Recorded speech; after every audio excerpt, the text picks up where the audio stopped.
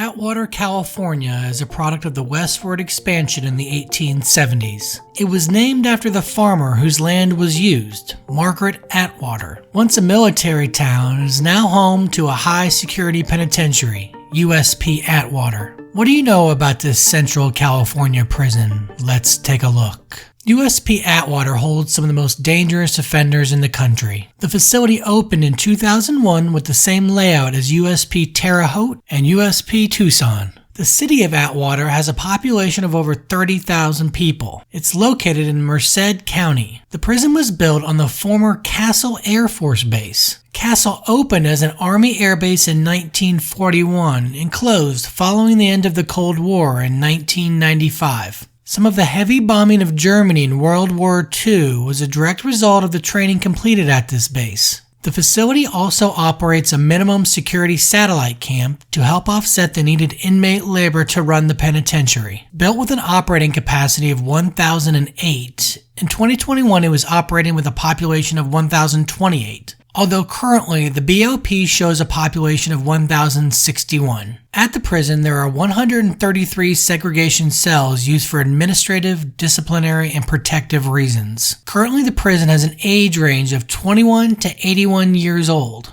The average length of stay for an offender is 708 days, although this may not be their whole sentence as they may be transferred laterally or to a lower level facility. The facility employs 354 staff that may have contact with inmates. The current warden of USP Atwater is Andre Matavuzian. The facility has received the designation of a hard-to-fill duty station, resulting in pay bonuses to employees. There have been several violent incidents at this facility. June 20th, 2008 would be an unfortunate day for Correction Officer Jose Rivera. At just 22 years old, Rivera would meet the wrath of two inmates, James Nanette Leon Guerrero and Joseph Cabrera Sablan. The pair were already serving life sentences and seemed they had nothing to lose. Sablan was convicted of murder in 1990 in the territory of Guam. He also had a history of disciplinary issues. In 1992, Sablan physically assaulted a female correctional officer at USP Lompoc. Guerrero, also from Guam, was convicted in 1998 of conspiracy to commit armed robbery. He also had a history of assaulting staff. During count, Sablan attacked Rivera with an 8-inch shank. Guerrero would then hold down Rivera. Sablan would stab Rivera in excess of 20 times. Rivera would pass away on his way to the hospital.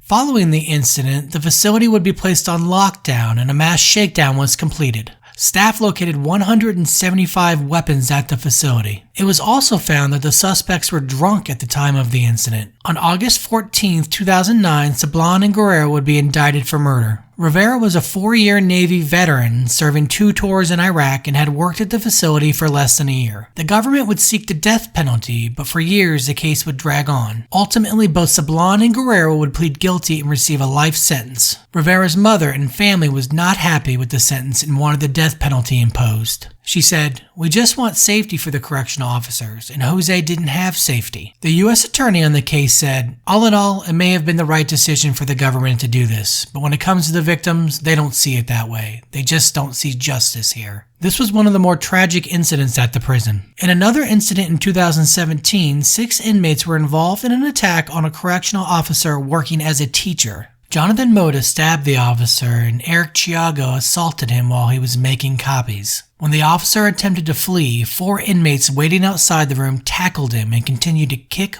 punch, and stab him. Moda was already serving a life sentence for robbery and murder in Northern California. He received an additional 20 years due to the incident. The other offenders were also convicted, receiving additional sentences ranging from 8 to 20 years. In 2018, 2 inmates were killed at the prison in the span of a week. Juan Flores, 28, was found in his cell unresponsive and appeared to have been strangled. Flores was only serving a 6-month sentence for a supervised release violation. The other inmate found dead at the prison was Raul Ortega. He was serving an 18-year sentence for carjacking and firearm charges. Ortega made news in 2014 after a series of home invasions in Bernalillo County, New Mexico. Officials labeled his death a suicide. Obviously, not all correctional employees follow the law themselves. In April 2022, Earl Stokes was arrested for child endangerment, criminal threats, kidnapping, assault, reckless driving, and battery. According to law enforcement, Stokes witnessed a group of kids kicking in the front door of a home. He chased them down and forcibly took them back to the home, injuring the child. Police did not say what his role is at the prison. Several high-profile inmates have come and gone from USP Atwater. One of those inmates still remains at the facility. Jerry Whitworth is serving a 365-year sentence at the prison. He was said to have been part of the most damaging espionage ring uncovered in the United States in 3 decades. Whitworth provided highly classified documents to the Soviet Union during the 1970s and 1980s. He attempted to leave the spy ring and wrote the FBI several times but never followed through. A vengeful ex-wife decided to contact the FBI and turn him in because he stopped paying his alimony. I'm sure he wishes now he hadn't done that. Whitworth will never see the outside of prison again, with a release date of March 15th, 2196. Another notable inmate at the facility is rapper Mozzie. Mozzie, with his album Blah Da Da, was ranked as the 22nd best rap album of 2015. Complex Magazine also gave him the Best Run title of 2015. In 2018, he was arrested for firearm possession in Las Vegas. In 2022, he was sentenced and will serve his time at USP Atwater. We have now taken a look at the dangerous United States Penitentiary Atwater. Much like the other high-security federal facilities we have profiled, Atwater isn't a place where I would want to serve my time. Let me know in the comments your thoughts on this facility. If you enjoy this content, like and subscribe. As always, see you next time.